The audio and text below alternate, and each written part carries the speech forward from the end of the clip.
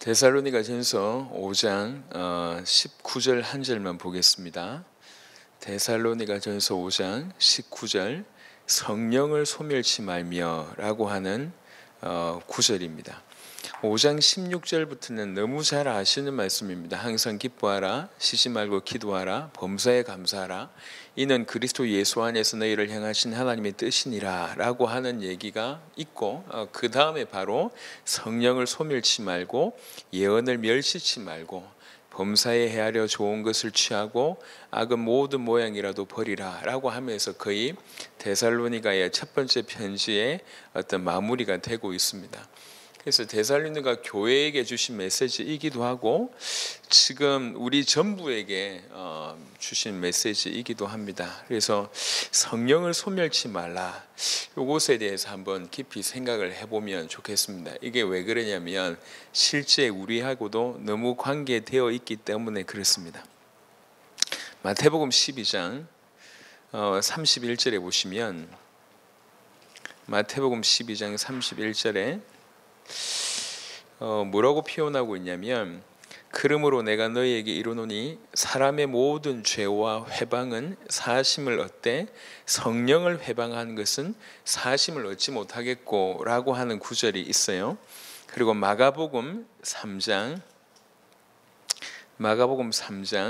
29절에 보면 동일하게 누구든지 성령을 회방하는 자는 사하심을 영원히 얻지 못하고 영원한 죄에 처하느니라 하시니, 누가복음 12장 10절을 보겠습니다. 누가복음 12장 10절에 보시면, 누구든지 말로 인자를 거역하면 사하심을 받으려니와 성령을 모독하는 자는 사하심을 받지 못하리라. 다 예수님이 하신 말씀이에요. 그러니까 성령을 모독하고 성령을 회방하는 것이 얼마나 큰 일인가, 영원히 사하심을 받지 못한다고 얘기하면서 예수님께서 특별히 성령을 모독하고 성령을 회방하는 것에 대해서 이렇게 강력하게 어필을 하셨습니다. 그거하고 약간 다른 각도지만 성령을 회방하고 성령을 모독하는 일이 이렇게 큰 일일진데, 오늘 본문에 보면 성령을 소멸한다, 그것은 얼마나 더 큰 일이겠습니까? 근데 사실은 이제 조금 우리가 받아들이는 부분에 약간 좀 차이가 있긴 하지만요.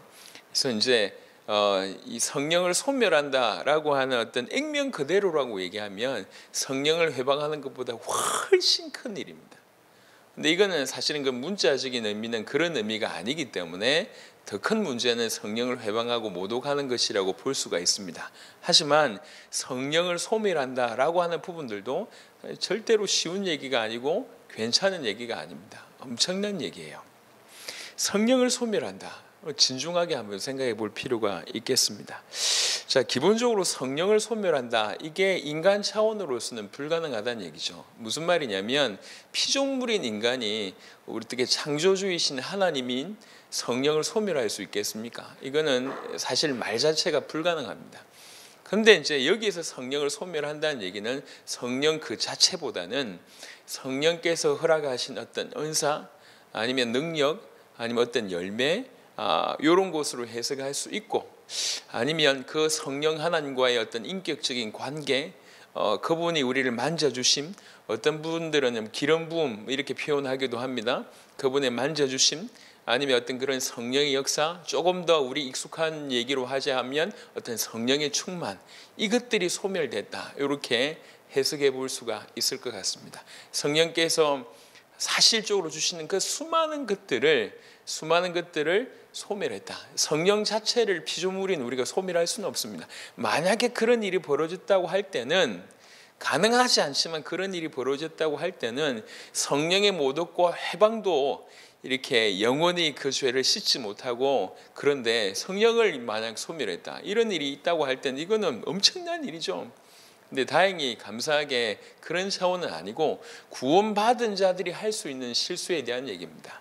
구원받았음에도 불구하고 성령을 소멸한다고 하는 얘기는 그 성령이 허락하신 수많은 은사, 수많은 능력, 아니면 수많은 열매, 조금 더 이제 이게 확대 해석을 해보면 그 성령과의 어떤 인격적인 관계, 아니면 그 성령의 깊은 터치, 만져주심, 아니면 성령의 충만, 이런 것들이 소멸됐다, 이렇게 해석을 하는 것이 올바르게 보는 것 같습니다. 그렇다면 오늘날 지금 2000년 전에도 마찬가지지만 오늘날 우리가 경계해야 될 것도 성령을 소멸하는 부분입니다. 이 성령을 소멸하고 있다라고 하는 부분들이 사실은 거의 모든 사람들에게 일어나고 있는 일인 것 같아요. 그럼 말을 바꿔서 얘기하자면 우리 삶 가운데 성령의 역사가 일어나고 있냐, 아니면 성령의 역사가 없냐, 요 얘기예요.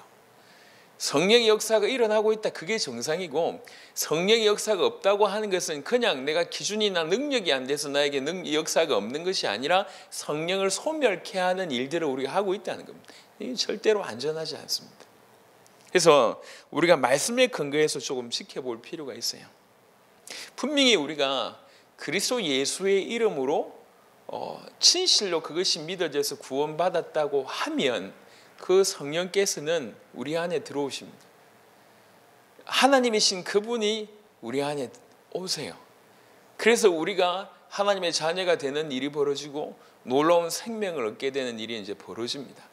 그 성령께서는 당신 자신으로 자체로 우리에게 임하셨습니다.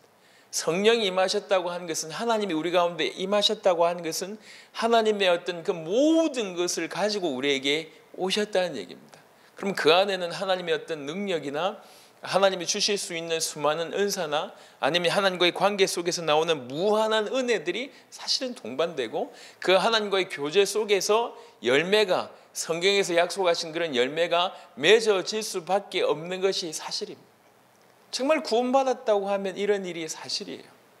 근데 그런 일이 구원받았음에도 불구하고 그런 일이 일어나지 않는다고 하면 이거는 성령을 소멸하고 있는, 우리가 그렇게 하고 있는 어떤 범주에 속한다는 거죠. 구원받지 못한 것보다는 훨씬 낫습니다. 하지만 구원받았다고 안심할 이유는 없어요. 성령을 소멸하고 있다고 하는 것은 분명히 책망받아야 될 어떤 부분이라고 볼 수가 있습니다. 그래서 왜 이렇게 성령의 어떤 소멸이 우리 가운데 있는가?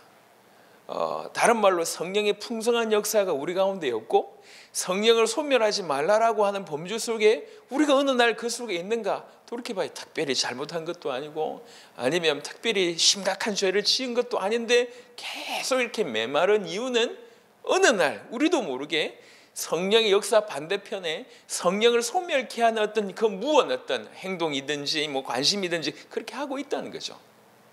성경을 보겠습니다. 갈라디아 5장을 한번 보겠습니다.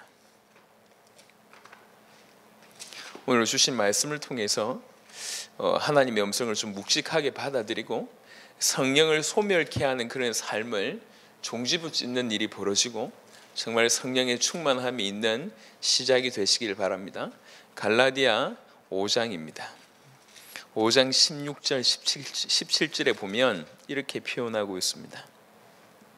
갈라디아 5장 16절 17절 내가 이르노니 너희는 성령을 쫓아 행하라. 그리하면 육체의 욕심을 이루지 아니하리라. 육체의 소욕은 성령을 거스리고 성령의 소욕은 육체를 거스리나니 이 둘이 서로 대적하므로 너희의 원하는 것을 하지 못하게 하려 함이니라. 아멘. 이렇게 얘기하고 있습니다. 성령의 소욕과 육체의 소욕이 존재하고 있다고 합니다. 근데 이 두 가지가 서로 대적한다고 합니다. 성령을 쫓아 행하면 육체의 욕심을 이루지 아니하는데, 다른 말로 육체를 쫓아 행하면 성령의 역사가 없다는 거예요. 육체의 소욕, 육체가 하고자 하는 어떤 그런 욕심대로 행하는 그 삶의 결과가 뭐냐면 성령의 역사가 없다는 거죠. 다른 말로 오늘 이 말씀을 근거해서 본다고 하면 성령을 소멸케 하는 부분들을 갈라디아 5장 16절 17절로 표현하면 계속 육체의 소욕대로 행하는 거예요. 이건 어떻게 보면 우리 인간적으로 얘기할 때 특별히 잘못하는 게 아닙니다. 뭐 도둑질하는 것이나 아니면 심각한 죄를 범하는 것이나 아니면 대놓고 하나님을 비방하는 것이나 그런 건 아니에요. 그냥 육체에 하고 싶은 대로 하고 있습니다. 육체의 소욕을 따르고 있을 뿐이에요. 겉으로 볼 때는 굉장히 건강한 것들이 많아 보입니다. 예컨대 가족을 위해서 살고 열심히 직장에서 돈 벌고 아니면 하루하루 맡은 이 부분에 대해서 열심을 하고 일 중독이 되기도 하고 아니면 뭐 이렇게 취미생활 하기도 하고 다른 사람 돕기도 하고 다 좋습니다. 겉으로 볼 때는 많은 부분들이 좋은 부분들이 있습니다. 하지만 궁극적으로 그것이 육체의 소욕이라고 얘기할 때 그 육체의 소욕은 반드시 성령을 거스르게 돼 있다는 거죠. 다른 말로 얘기하면 육체의 소욕을 따르는 것이 성령을 소멸케 하는 바로 그것이라고 하는 것입니다. 조금 더 나아가 보시면 갈라디아 6장 8절입니다. 갈라디아 6장 8절에 자기의 육체를 위하여 심는 자는 육체로부터 썩어진 것을 거두고 성령을 위하여 심는 자는 성령으로부터 영생을 거두리라 라고 얘기를 하고 있습니다. 여기서는 조금 더 나가서 자기 육체를 위하여 계속 무언가를 심는 자예요. 계속 자기 육신을 위해서 결국 투자하는 어떤 그런 모습을 얘기하는 겁니다. 아까도 얘기했습니다. 뭐 별반 나쁜 건 아닌 것 같아요. 굉장히 겉으로 볼 때는 건강한 것 같습니다. 하지만 그것이 육체를 위한 것이라고 하면 다른 말로 영적인 부분이나 성령의 인도와는 전혀 별개라고 얘기한다고 하면 그것은 결국 성령의 어떤 성령을 위하여 심는 것이 아니라는 거죠. 이 또한 성령을 소멸케 하는 거예요. 육체의 소욕을 따르고 육체를 위하여 계속 심는 그런 이생들이 성령을 소멸케 하는 것이라는 겁니다. 조금 더 나아가서 에베소 4장은 이렇게 설명하고 있습니다. 에베소 4장 30절에는 하나님의 성령을 근심하게 하지 말라. 그 안에서 너희가 구속의 날까지 인치심을 받았느니라. 이제는 육체의 소욕을 따르고 그 다음에 육체의 욕심을 따르고 육체를 위해서 자기를 심는 것을 넘어서서 주의 성령이 우리 안에 계시기 때문에 계속 주의 성령께서 우리에게 말씀하고 계십니다. 양심을 통해서 깨닫게 하고 계시고 뭘 해야 될지 알게 하십니다. 그럼에도 불구하고 그것에 반해서 계속 한다는 거예요. 성령을 근심하게 한다는 거죠. 성령을 근심하게 하는 자에게, 바로 그런 자에게 성령의 역사는 나타나지 않습니다.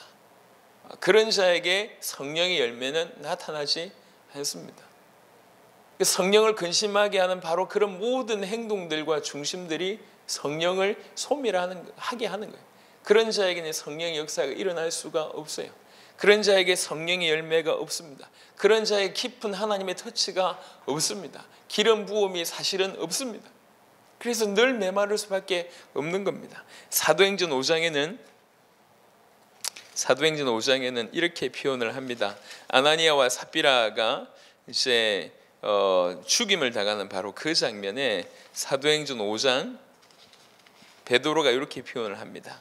5장 3절에 보시면 베드로가 가로되 아나니아여 어찌하여 사단이 네 마음에 가득하여 네가 성령을 속이고 땅값 얼마를 감추었느냐.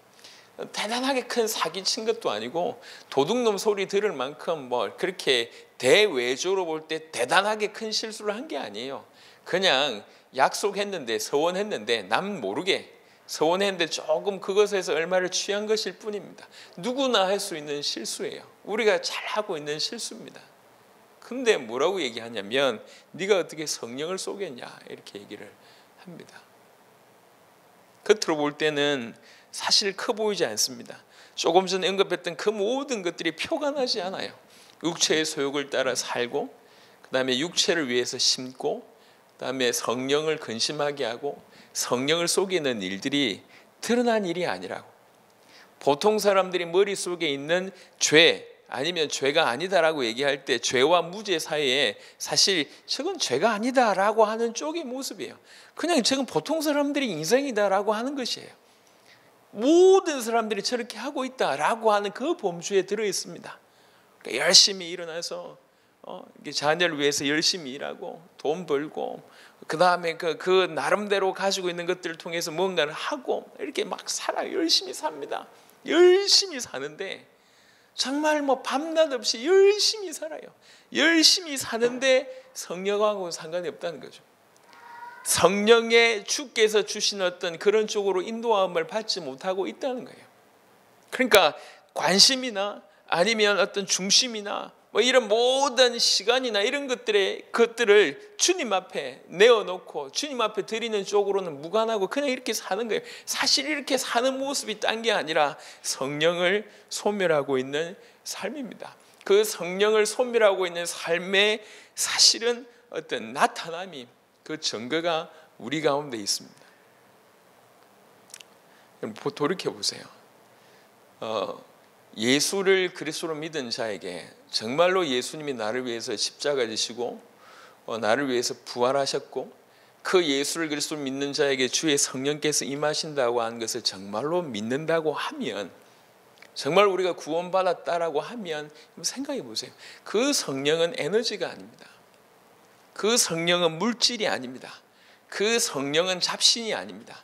그 성령은 하나님이십니다. 하나님이 우리 안에 거하시다는 거죠.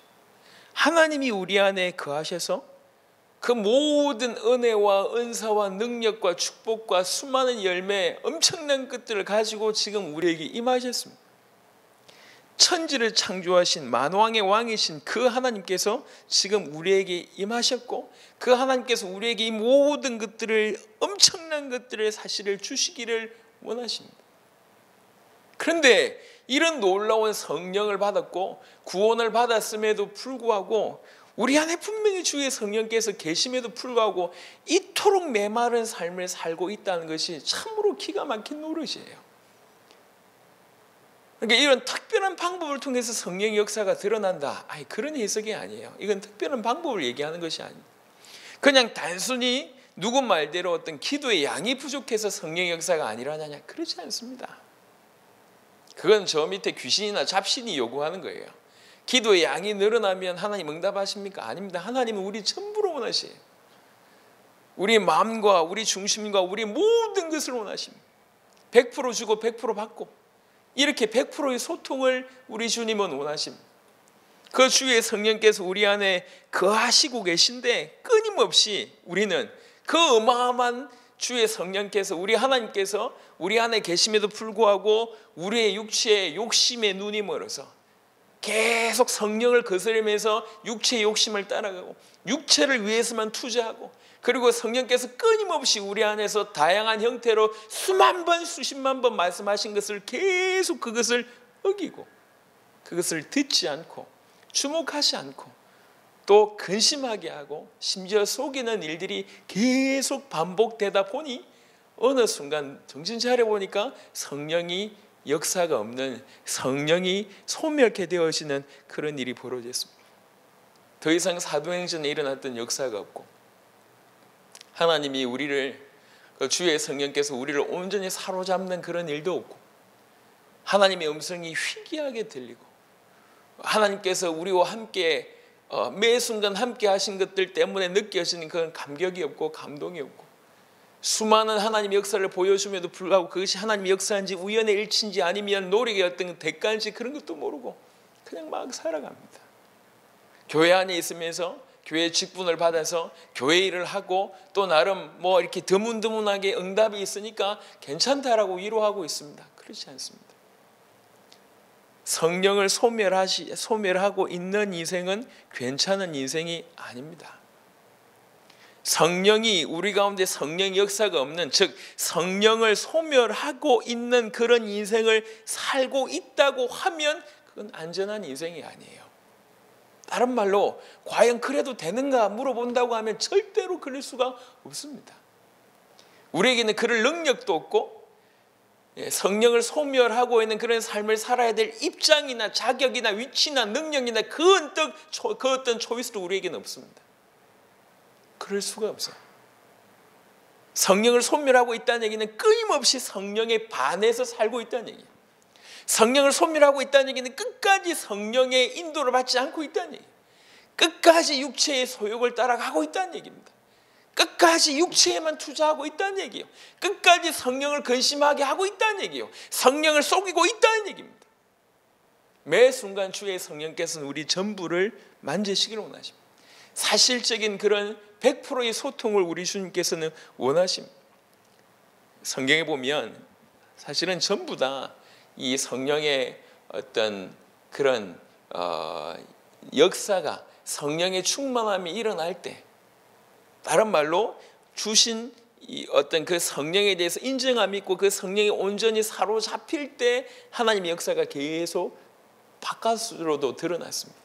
사도행전 2장에 성령의 충만함을 받고 120명의 사람들이 완전히 변화된 얘기며, 감옥에 그 공회에 서서도 죽을 줄 알면도 불구하고 입을 열어 복음을 전했던 베드로의 어떤 모습이나, 자기를 지금 돌로 치고 있는 사람들 향해서 기도하면서 하늘에 이 보좌에 앉으신 주님을 봤던 스데반의 모습이나, 이런 모든 모습이 성령의 충만함이 되어질 때 가능한 일이었어요.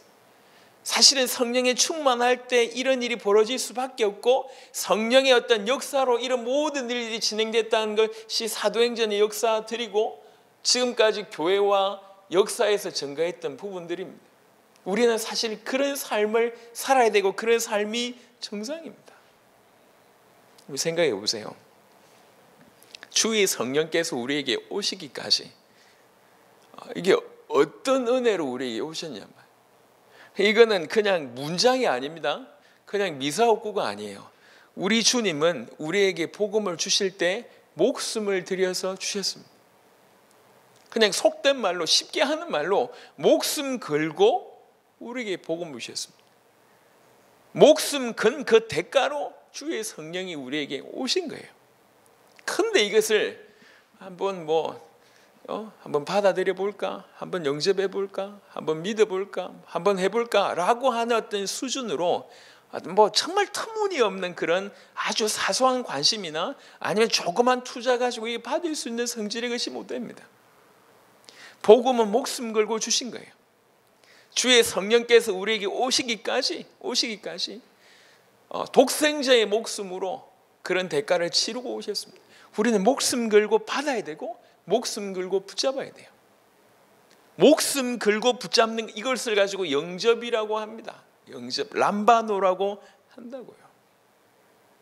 그러니까 목숨 걸고 받아야 될 복음, 목숨 걸고 받아야 될 주의 성령, 목숨 걸고 그것을 지켜야 됨에도 불구하고 수많은 사람들은 구원받았다고 착각하고 있습니다. 그리고 수많은 사람들은 구원받았으니까 이제 끝났다라고 얘기하고 있습니다. 수많은 사람들은 구원받은 그곳에서 안주하고 있습니다. 그런데 정말로 구원받았다고 하면 그런 모습이 나타날 수가 없어요. 정말 하나님이 내 안에 들어오셨는데, 그것도 당신이 목숨 값으로 우리에게 들어오셨는데, 우리 인생 전체를 변화시키셔서 더욱 우리를 성장시키고 전 세계를 살리기 위해서 우리에게 들어오셨는데, 우리는 이 구원받았으니까 이젠 됐다, 내가 천국 가니까 이젠 됐다, 성령이 내 안에 들어오시니까 이제 됐다고 얘기하면서 성령의 음성을 단 한 번도 듣지 못하고 성령의 역사에 단 한 번도 사로잡히지 못한다고 하면은 그건 올바르지 않습니다. 목숨 걸고 주신 복음, 목숨 걸고 받아야 되고 목숨 걸고 지켜야 됩니다. 목숨 걸고 우리에게 허락하신 주의 성령, 우리는 목숨 걸고 그 주의 성령께 복종해야 됩니다. 순종해야 됩니다. 성령을 소멸케 하는 일이 우리 인생 가운데 있다는 것은 너무나 극도로 아주 처참한 일일 수가 있습니다. 그 성령을 소멸케 하는 것은 대단한 실수가 아니었어요. 그 성령을 소멸케 하는 것은 대단한 악한 행동이 아니었습니다. 너무나 사소한 것이었습니다. 너무나 사소한 것인데 성령의 욕심을 이루지 못하는, 성령의 소욕대로 따라가지 못하는, 자기 육신대로 사는, 자기 육신의 소욕을 위해서 자기 육신을 투자하는 바로 그런 것이 성령을 소멸케 하는 모습이었고, 너무 바빠서 자기 하고 싶은 걸 너무 추구하는 바람, 우리 속에 주의 성령이 계심에도 불구하고 그분의 음성을 듣지 않고, 사실은 계속 들려주시는 그 주의 음성을 계속 내가 거부하고 근심케 하고 계속 속인 결과로 성령의 나타남이 사라졌어요. 성령 자체는 소멸되지 않지만 성령의 역사는 사라졌어요. 성령 자체는 사라지지 않지만 성령의 만지심, 강력한 터치, 강력한 기름 부으심이 우리 가운데 없어요. 성령의 소멸이 사실은 없지만, 성령의 소멸이라는 거하고는 우리 가운데 없지만, 분명히 성령께서 우리 속에 영원히 거하실 수 영원히 가시지만 그럼에도 불구하고 성령의 역사, 성령의 충만, 성령의 드러나심 이런 것들이 없습니다. 그 성령과의 깊은, 우리 하나님과의 깊은 인격적인 관계, 사실적인 관계가 없고 그분이 우리를 온전히 사로잡는 이런 일들이 없다는 거예요. 그것이 성령을 소멸케 하고 있는 모습입니다. 여러분, 구약에서도 이런 일들이 계속 일어났을 때 이사야나 이런 다윗이나 이런 분들 보면 정말 결단하고 하나님의 얼굴을 구하는 일을 시작했습니다. 지금 우리가 바로 그런 때라고 생각합니다. 정말 결단하고 하나님의 얼굴을 구하고 결단하고 성령을 소멸케 하는 일들을 패하고 결단하고 성령의 역사 속에 들어가는 일들을 해야 되겠습니다. 우리 하나님은 사랑의 하나님이십니다.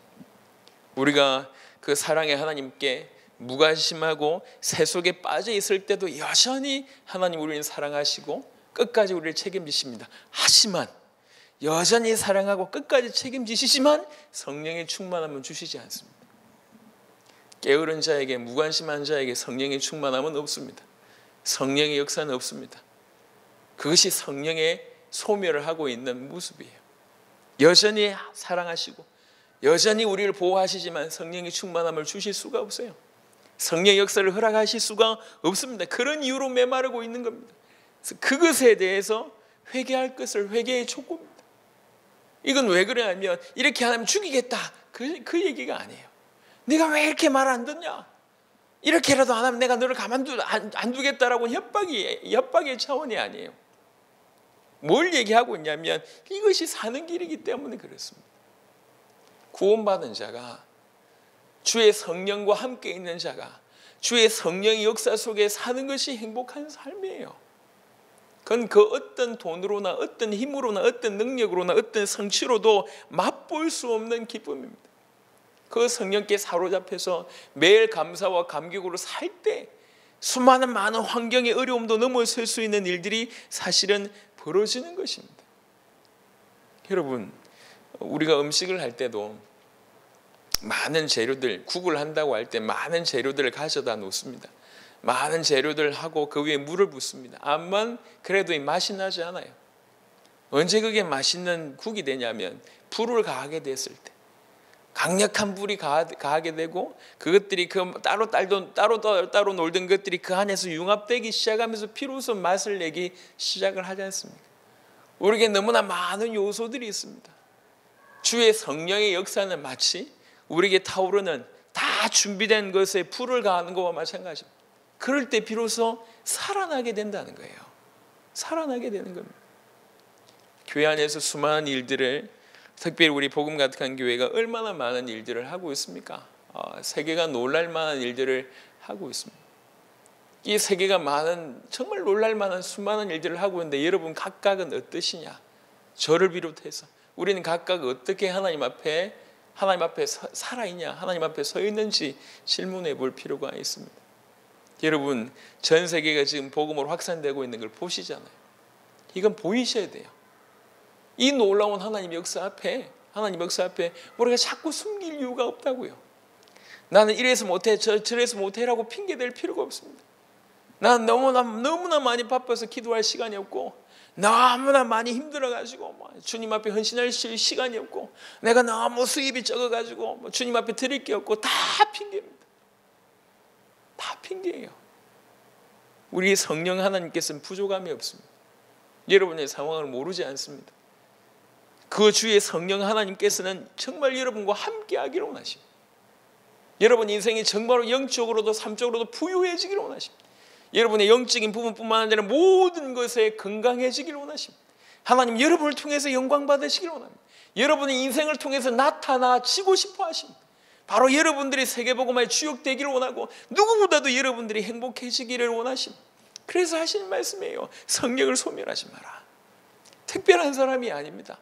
특별하게 회방하고 특별히 성령을 모독하고 특별하게 예수 믿는데 너무나 더럽게 행동하고 너무나 악하게 행동해서 저 예수 믿는 것들이 저렇다면서 라고 하는 비난받는 그런 유의 사람들에게만 속한 얘기가 아닙니다. 우리 모두가 어느 날 알지 못하게끔 끊임없이 성령을 소멸하게 하는 그런 인생을 살고 있다는 거죠. 왜 그렇습니까? 결국 성령의 소욕보다 육체의 소욕을 계속 따라가고 육체의 욕심을 계속 따라가고 육신을 위해서만 자꾸 물질이든 시간이든 모든 것을 투자하고 끊임없이 하나님께서 주시는 말씀을 계속 거역하면서 성령을 근심하게 하고 성령을 속이는 그런 삶을 계속 살다 보니까 철저하게 메마르고 메말라서 하나님 역사는 더 이상, 성령의 역사는 더 이상 없는 성령이 소멸된 상태가 돼버렸다는 거죠. 성령의 만지심, 성령의 나를 온전히 주장하심이 없는, 성령의 은혜가 없는,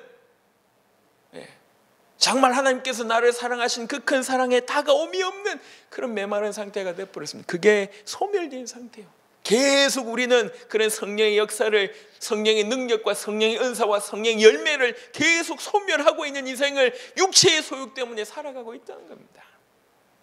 그래서 데살로니가전서에 피를 토하면서 항상 기뻐하고 쉬지 말고 기도하고 범사에 감사하라라고 하는 이 주옥 같은 말씀을 주시면서 동시에 성령을 소멸하지 말라고 얘기합니다. 성경은요, 예수 믿는 자가 성령께 붙잡힌 바가 되면 어떤 인생을 사는지에 대한 얘기입니다. 특별히 신약의 대부분은 그 얘기예요. 그래서 사도행전, 다른 말로 성령행전이라고 얘기합니다. 저 어부 그리고 뭐 저 세림 이런 사람들이 그리고 대부분이 살인자잖아요. 바울이 이 살인자입니다. 이런 자들이 성령의 체험을 하게 되고 그 성령의 붙들린 바가 되기 시작하고 성령 앞에 자기 자신 전체를 드리기 시작할 때 어떤 일이 벌어졌는지가 성경에 나와 있는 얘기입니다. 그게 성령행전입니다. 사도행전입니다. 여러분 아셔야 돼요. 우리는 반드시 성령의 인도하신 바가 필요할 뿐만 아니라 성령에 붙잡힌 바가 필요합니다. 온전히 성령과 하나 되는 그것만이 우리가 살 수 있는 유일한 길이고 살아야 될 길입니다. 성령이 소멸된 이 상태로 계속 있어도 되냐? 절대로 안 됩니다. 그런 답을 우리에게 허락하시지 않으셨어요.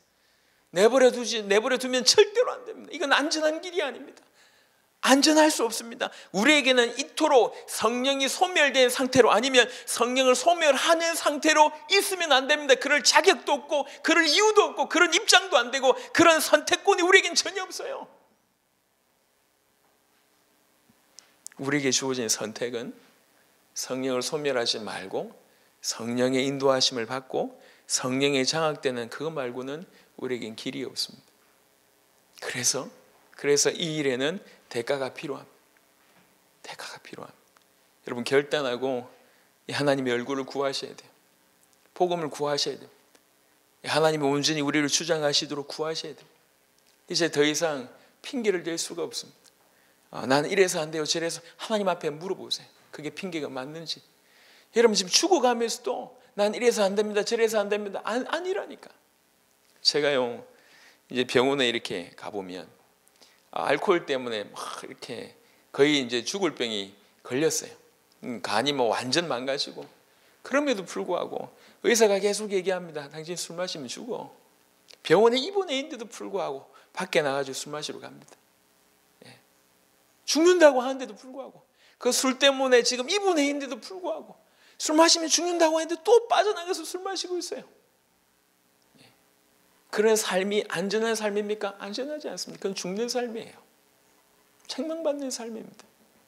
살려고 하면 술을 끊어야 돼. 살려고 하면 자기 몸이 건강해지는 쪽으로 살아야 됩니다. 그런 데는 대가가 필요합니다. 우리도 마찬가지예요. 성령을 소멸하지 않기 위해서 치료해야 될 대가가 있습니다. 기도를 많이 해야 됩니까? 그렇습니다. 말씀을 많이 봐야 됩니까? 그렇습니다.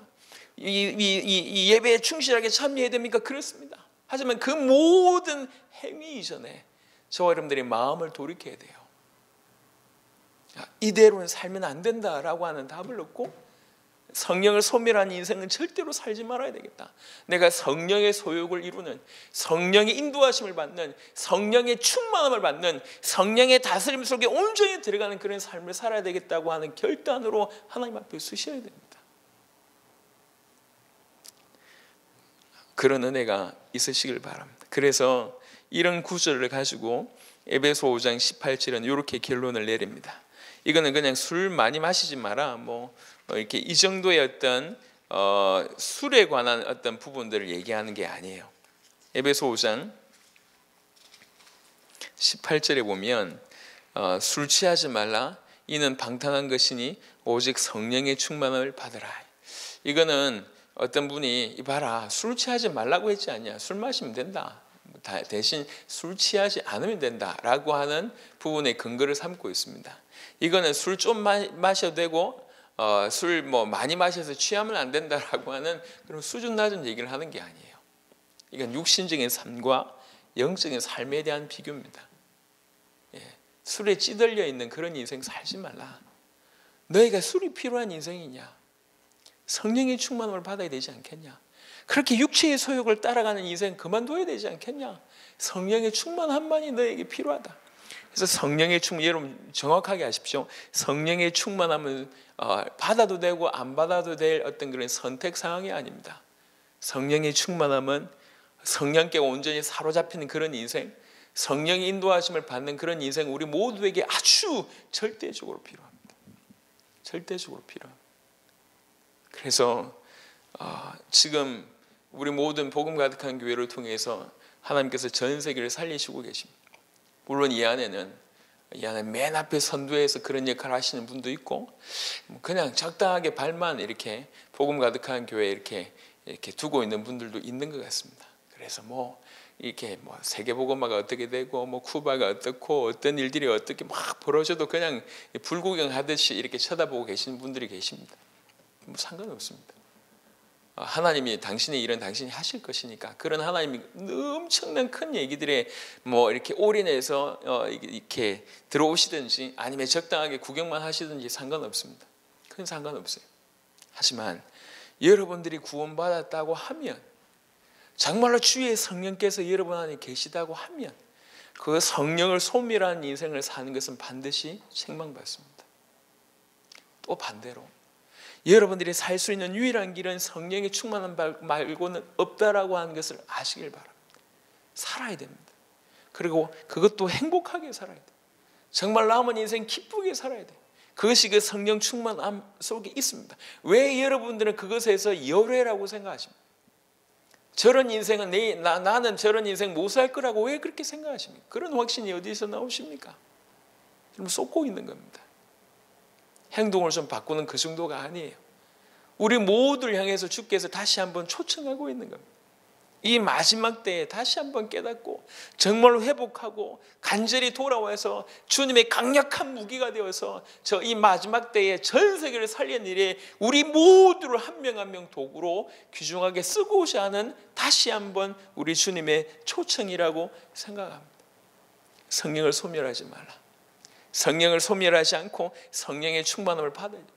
이 일에는 분명히 대가가 필요합니다. 지금까지 여전히 육체의 소욕을 살면서 성령의 충만을 받을 수 있냐? 아닙니다. 그것에서 돌아오는 그런 대가가 필요합니다. 육체의 소욕을 따라가고 육체의 욕심을 이루고 육체의 것을 심는 그 모든 것들을 그만두시고 돌아온 일이 벌어집니다. 그래야 됩니다. 성령을 건심케 하는 일, 성령을 계속 속이는 그 삶을 살면서 성령의 충만을 받을 수 있냐? 그렇지 않다니까요. 이 모든 것들을 돌아보고 회개하는 일이 벌어져야 됩니다. 그것이 대가입니다. 대가. 목사님 이러는데요, 저러는데요, 이만큼 했는데요, 저만큼 했는데, 하나님께 질문해 보세요. 하고 말고가 중요한 게 아닙니다. 이걸 통해서 어떤 역사를 크게 이루고 이번에 꿈부레부터 시작해서 많은 일을 하겠죠.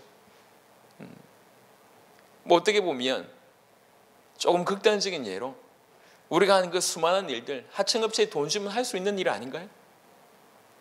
저 맞이하는 일부터 시작해서 식사부터 시작해서 호텔부터 시작해서 돈 주면 할 수 있는 일이잖아요. 안 그렇습니까? 목사님 내가 이렇게 했는데 저렇게 했는데 그게 중요한 게 아니라고. 어떤 마음으로, 어떤 중심으로, 그렇잖아요.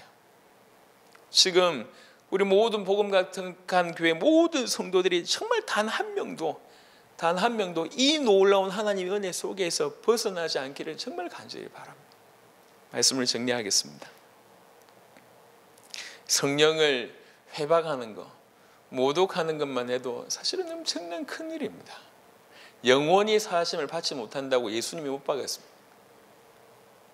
근데 구원받았다고 하면서도 불구하고 끊임없이 성령을 속이고 근심하게 하고 또 성령의 소욕, 성령의 이끄심에 적극적으로 반대하면서 육체의 소욕을 계속 따르고 성령의 것들은 투자하지 않으면서 육체의 것을 계속 투자하는 이런 인생을 사는 그 자체가 성령을 소멸하는 어떤 그런 모습이라는 거죠. 그 결과는 메마름입니다.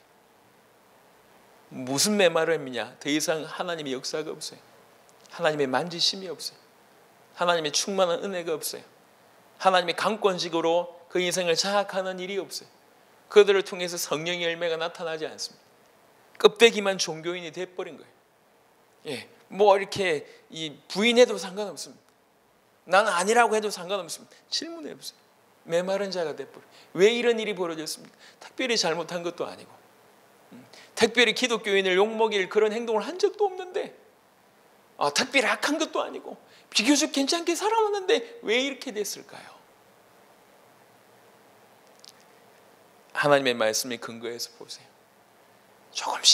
조금씩 우리는 성령을 소멸케 하는 그런 모습들을 계속 선택을 해왔다는 거예요. 한 잔씩 마시면서 술 취했던 것처럼 그렇게 돼버린 겁니다. 육체에 취해버렸어요. 우리 주님 말씀하십니다. 그건 방탕한 것이다. 성령의 충만함을 받으라. 이게 선택사항이 아닙니다. 우리가 살아야 될 또 원리고 살 수 있는 유일한 방법입니다. 이런 부탁을 드립니다. 성령의 충만함, 그 성령께서 우리를 온전히 만지시고 우리를 장악하심, 그 우리 하나님과의 어떤 그런 사실적인 어떤 인격적인 관계와 어떤 누림들, 이런 일들이 실제로 우리 가운데 있어야 됩니다. 그래야지 사도행전의 삶이 우리에게 나타나고, 사도행전과 같은 삶이 나타나지 않는다 할지라도 적어도 예수 믿는 자의 삶, 그것이 우리에게 누려지게 된다는 거죠. 바라기는 정말로 이렇게 성령의 충만함을 받아서 이 마지막 때에 주님의 강력한 도구가 정말 다 되길 바랍니다. 나는 아닐 것이다 라고 하는 모든 생각이 오늘 이 시간에 무너지기를 바라고, 여러분을 통해서 하나님께서 새로운 역사를 쓰게 되기를 바랍니다. 하나님의 어떤 강력한 다시 한번 우리에게 행하시는 요청들, 돌아올 것을, 회복할 것을, 성령의 소멸하는 어떤 그런 삶을 이제 마무리 짓고 이제 정말로 성령의 충만함을 받는 그런 인생으로 회복할 것을 요구하시는 그 주님의 강력한 요청에 정말 응답하시고 반응하시는 귀중한 복음 가득한 교회 성도들이 되시기를 그리스도 예수 이름으로 축원합니다. 살아계신 주님 감사합니다. 성령을 소멸하지 말라라고 하는 이 주님의 음성을 귀담아 듣게 하시고, 그동안 우리가 알지 못하게 성령을 소멸하고 있었던 것들을 확인하게 하셔서 정말로 올바른 대가를 치르고 회개하고 주님의 얼굴을 구하고 성령의 간절한 역사를 구하면서 성령의 충만함을 받는 귀중한 주의 백성들이 되게 하셔서 이 남은 때에, 마지막 때에 우리 세대의 세계복음을 완성하는 주인공으로 주님의 강력한 무기들로 다 변화되어질 수 있도록 역사하여 주시옵소서. 하나님 깊은 은혜들을 주십시오. 깊은 깨달음을 주십시오. 깊은 돌이킴을 주십시오. 그래서 이 마지막 때에 성령의 큰 무기로 드러날 수 있도록 모든 성도들에게 큰 은혜를 베풀어 주옵소서. 감사를 드렸고 우리 주 예수 그리스도의 이름으로 기도드렸습니다. 아멘.